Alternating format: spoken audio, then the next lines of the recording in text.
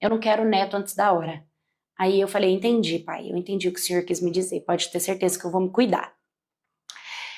Aí um dia, meu pai e a minha mãe, todas as vezes que ele saía, eu chamava meu namorado pra vir na minha casa. E minha irmã de 10 anos ficava, porque eu ficava olhando ela. Só que ela sempre falava pra mim assim: a mãe e o pai pediu pra eu olhar você e seu namorado. E eu ria e falava: o que que a mãe e o pai quer que você olhe a gente? Quem tem que olhar a gente, quem tem que olhar você é a gente. E ela ficava assim: eu odeio ficar de vela. E eu, o que que essa garota sabe o que que é vela? Ela nem sabe o que que é vela. Eu subestimava muito a minha irmã também, sabe? Aí beleza.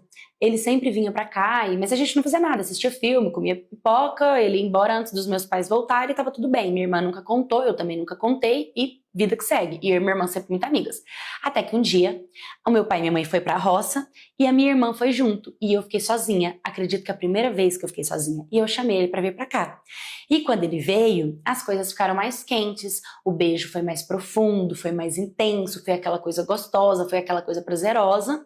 Enfim, eu decidi perder a minha virgindade com ele. E ele não tinha pedido namoro ainda. Perdi a minha virgindade com ele. O que foi bom, foi gostoso, foi legal, não foi dolorido, não foi uma coisa ruim. E aí, quando deu a hora que os meus pais estavam chegando, ele foi embora. E eu falei, tá bom, a gente se vê. Ele foi embora.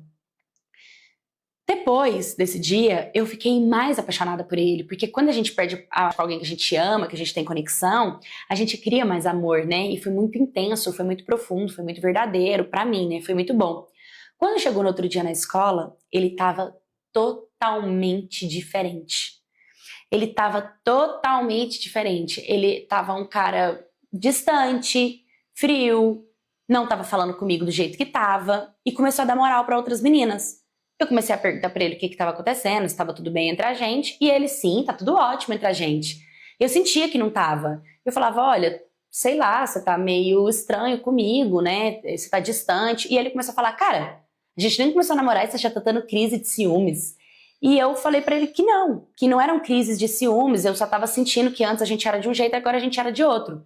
E com o passar dos dias da semana, eu ia sentindo que ele ia ficando mais distante, mais distante. Quando eu ia falar com ele, cobrar ele, ou pedir pra ele ficar mais presente, ele começou a falar que eu tava ficando possessiva, que o meu ciúme estava me tomando, que eu estava descontrolada, que isso não era normal, que ele estava normal comigo, que ele estava suave comigo, que não estava tendo nada de diferente, que ele não estava entendendo por que eu estava chata daquele jeito.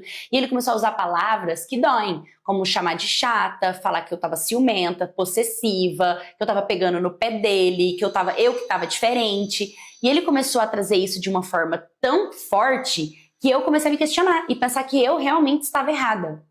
Até que eu fui falar com